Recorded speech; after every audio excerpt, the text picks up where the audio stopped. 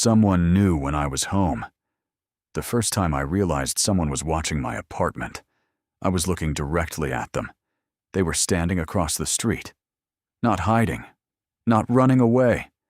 Just standing there in the dark, staring up at my window. I almost called the police.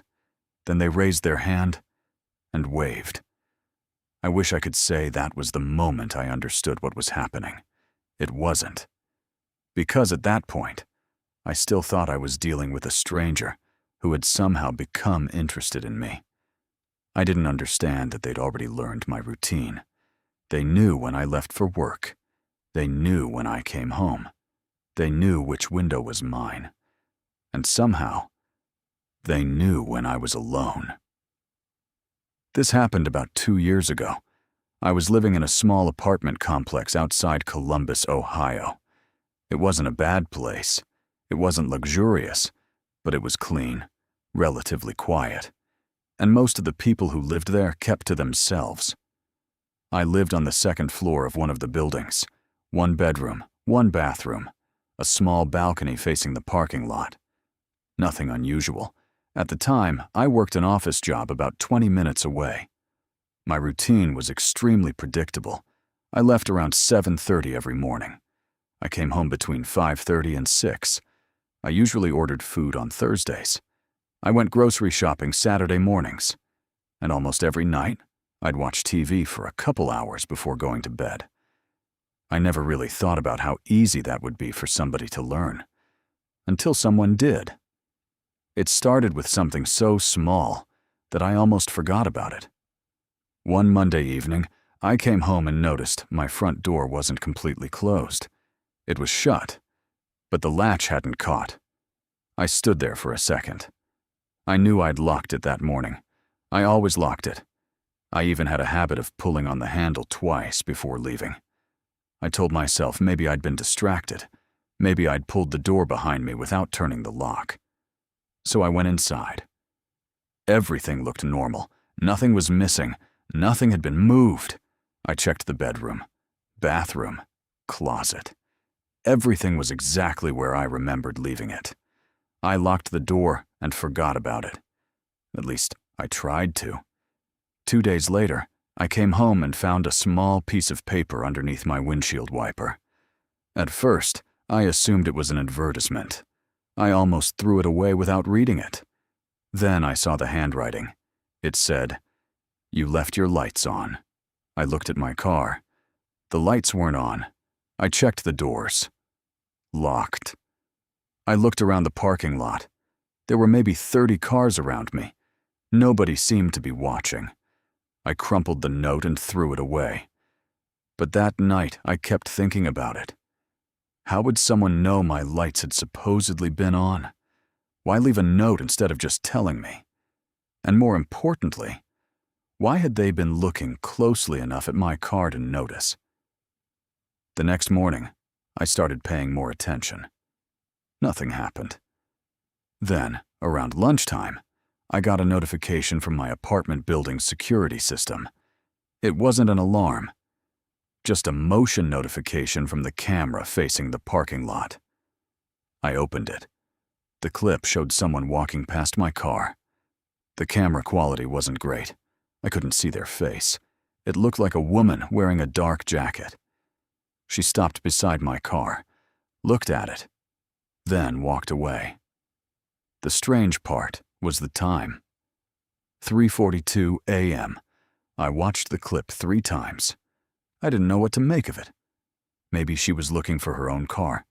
Maybe she'd gotten lost. Maybe she lived nearby. I tried not to make it into something it wasn't. That became my mistake. Because 3 nights later, I saw her.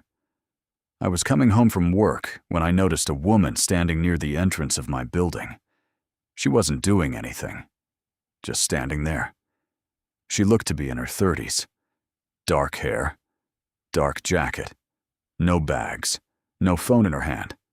I walked past her. She looked at me, then looked away. I went upstairs.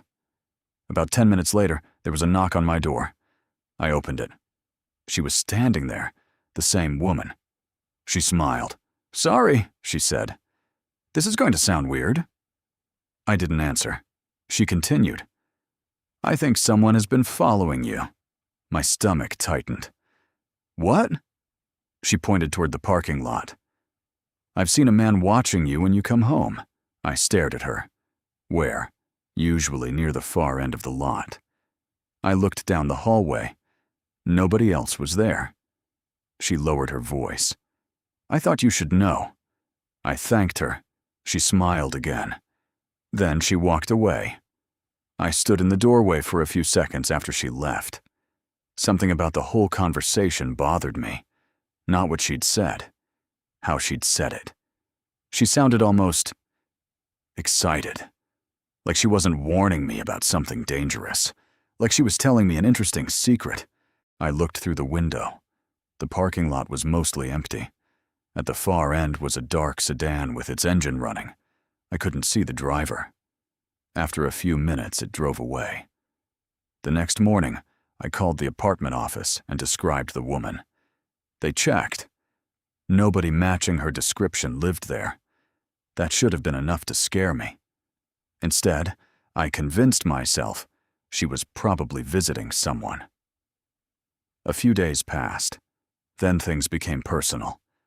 I came home one evening and noticed my balcony door was slightly open. I knew I'd closed it.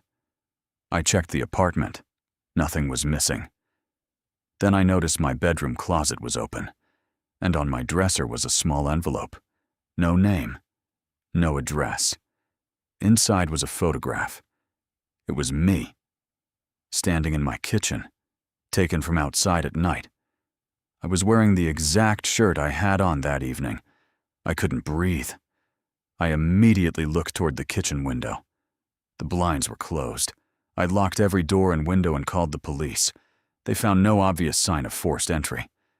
Before leaving, the officer gave me one piece of advice. Don't confront whoever this is. That night, I barely slept. Around 2 a.m., I heard footsteps in the hallway. They stopped outside my door. Then came 3 soft knocks. I didn't move. A few seconds later, 3 more. I stood several feet away from the door and listened. Then I heard a woman's voice, very quietly. Are you awake? I recognized her immediately. It was the woman. I stayed silent. She waited, then whispered, I know you're in there. My entire body went cold. I backed away from the door. A minute later, I heard her footsteps disappear down the hallway. By the time police arrived, she was gone. For the next week, I stayed with my brother. When I finally returned, I changed the locks and installed cameras. I also changed my work schedule so nobody could easily predict when I'd be home. For several days, nothing happened. Then one afternoon, I came home around 3 o'clock. There was another photograph on my windshield. I didn't touch it. The police removed it. It was another picture of me. This time, I was standing outside my apartment, and the photograph had been taken that same afternoon. I looked at the officer. How could she know I was coming home? He looked around the parking lot, then asked, Did you tell anyone about your new schedule? No, he nodded. Then someone is watching you. The police later found footage of the same dark sedan appearing near my apartment several times. They never identified the driver, and they never found the woman. Eventually, I moved. I told almost nobody where I was going. For months, nothing happened. No photographs, no notes, no strange cars. I finally started feeling safe again. Then, 6 months later, I received a text from an unknown number. There was only one sentence. You picked a nicer place this time. I hadn't told anyone my new address. I hadn't posted it online. And the number was disconnected when I tried calling back. I still don't know who that woman was. I don't know how she got inside my apartment. And I don't know how she found me after I moved. But sometimes I wonder about the first time she came to my door. She told me someone was following me. Maybe she was lying. Maybe there was never anyone else. Maybe she had been the person following me the entire time. And if that's true, Those photographs weren't warnings. They were reminders. Reminders that she could see me whenever she wanted, even after I thought I was safe. I don't live alone anymore. And whenever I come home, I still check the parking lot before getting out of my car. Because I've learned something I wish I'd never had to learn. Sometimes the person warning you about danger is the person you should have been afraid of all along.